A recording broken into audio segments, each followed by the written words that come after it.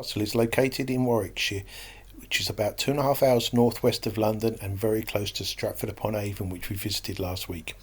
Kenilworth Castle was first built in the 1120s and expanded in the 1200s by King John and again in the 1300s by John of Gaunt and Henry V. The entranceway to the castle grounds is raised above the surrounding area. This is because the surroundings would have been flooded to act as protection. In 1563, Elizabeth I granted it to her favourite, Robert Dudley, Earl of Leicester, who converted the castle into a lavish palace fit to entertain his queen. He also constructed the building you see now just for her to stay in. Elizabeth and Dudley were friends from childhood and clearly fancied each other. As children, they both risked being executed by Queen Mary. As adults, they were often seen riding and dancing together. However, it's believed that they weren't ever lovers.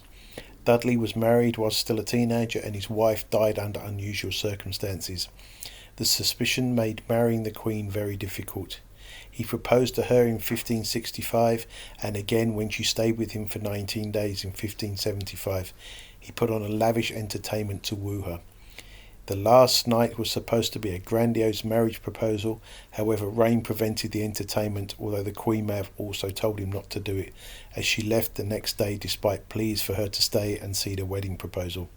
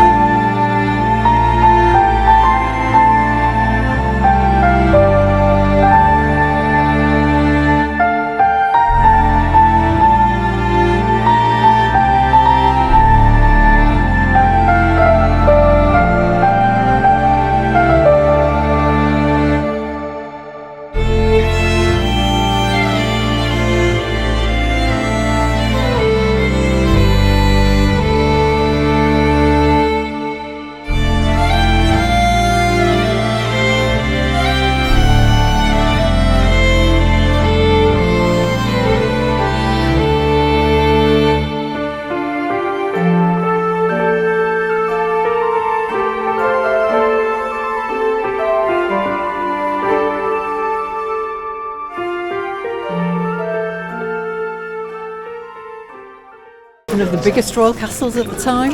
Right. Medieval. This is the medieval bit here. Right.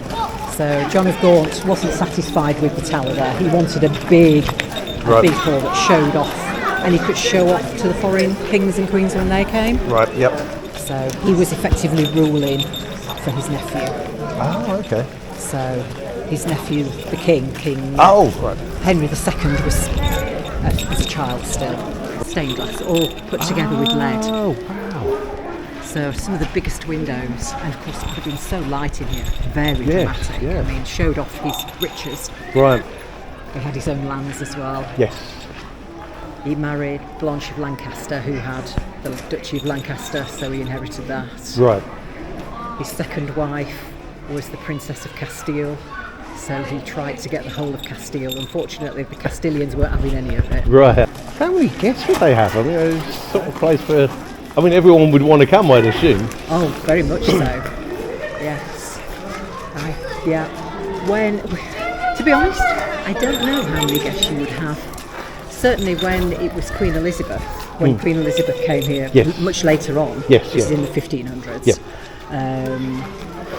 she had something like 200 in her entourage coming to visit, and of course they'd already have the people who lived here as well. Yes. And so they could obviously accommodate that kind of number. Yeah. And then everyone else from around the kingdom would be, I'll come. With my 50 people. Yep. So that entourage would include the servants and the ladies in waiting, the men, her guards, butlers knights, cooks and... Yes, certainly she would bring some of her own cooks, right, and some of her own ladies in waiting, and maids. Yes. But lots of soldiers as well to keep her safe. Oh, right, so it's more, that entourage was more protection than... Oh, okay. Yep.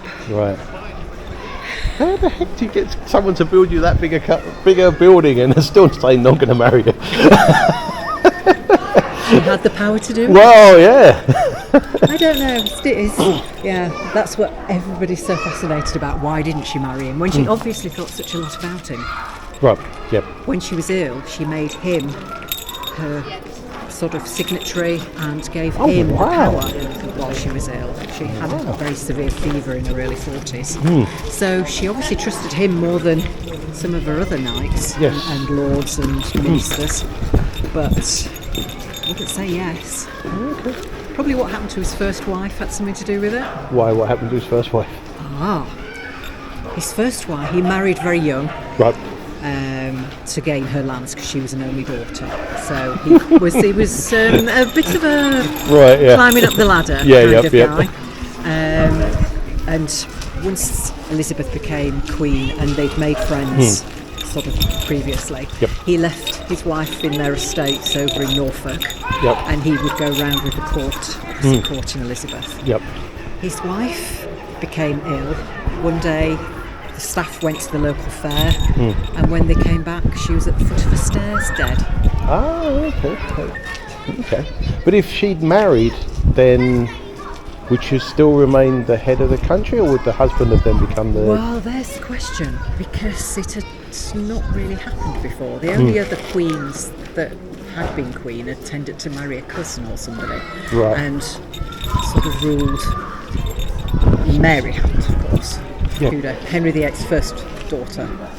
Right. But she married the King of Spain. Oh, okay. So she was married to a king. So of course he was called king because he was King of Spain. Right. But did she remain the top of England? Yes, she did. Right.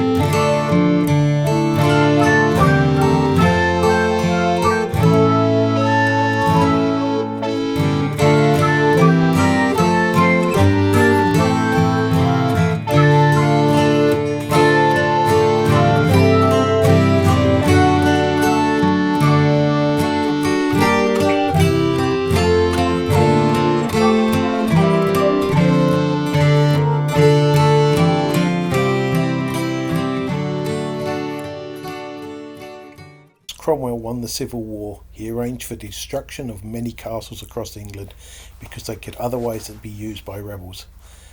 This included Kenilworth. However, the gatehouse was used by Cromwell's men and so it was never damaged.